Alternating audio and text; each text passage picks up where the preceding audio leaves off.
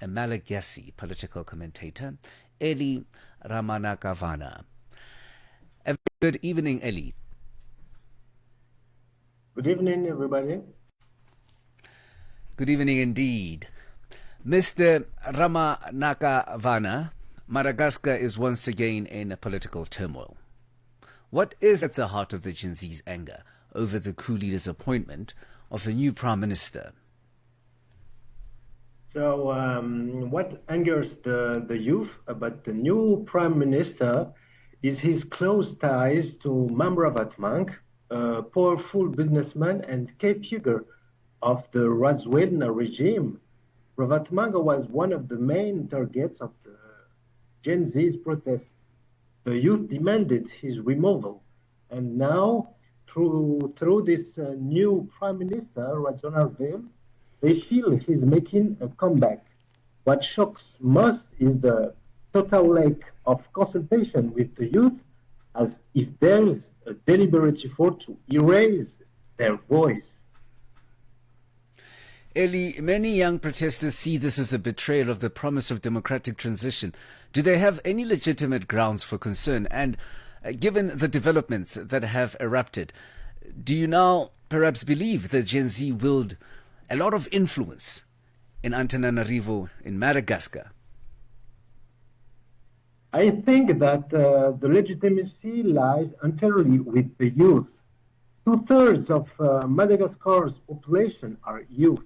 If they demand a prime minister free from any link to former political predators, where is the problem in that? Tell us about the backup. How is the political spectrum feeling on either sides? Have they received these appointments warmly, or perhaps could there be a sense of bitterness? I don't hear the question. How has this appointment been received across the various political spectrums? Is there indication of support beyond the military circles? So the name was proposed by the political coalition Fresankin, composed of the opponents of the former regime. So yes, the appointment has support from parliament and military approval, but the people, and especially the youth, reject the prime minister and are already threatening to return to the streets. So we recently seen these large numbers of young people leading the demonstrations. What does this tell us about the political awakening and frustration of Madagascar's youth? What are the issues? So in Madagascar, the traditional social order gives no voice to the younger generation. The Zanak children are expected to stay silent while their elders rule. Yet it is the youth who suffer from a failed system inherited from those elders. Behind demands for water and electricity lies a deeper cultural and social struggle, the fight for the right of the young, who are the majority, to speak and heard in the nation's affairs.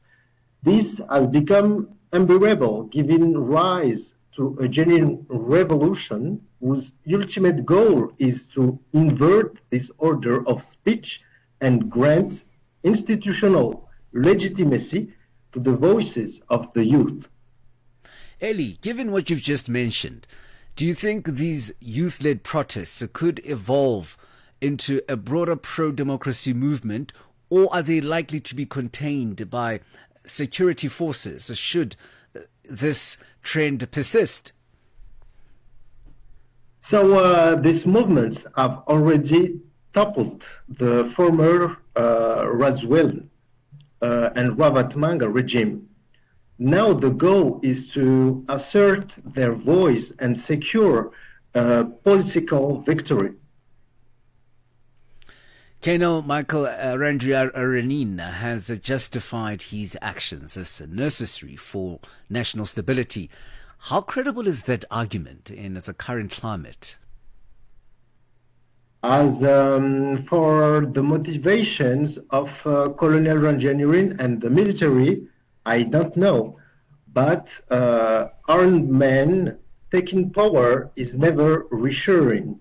But they are here now. So the Gen Z movement must adapt, compose, and impose its own revolution.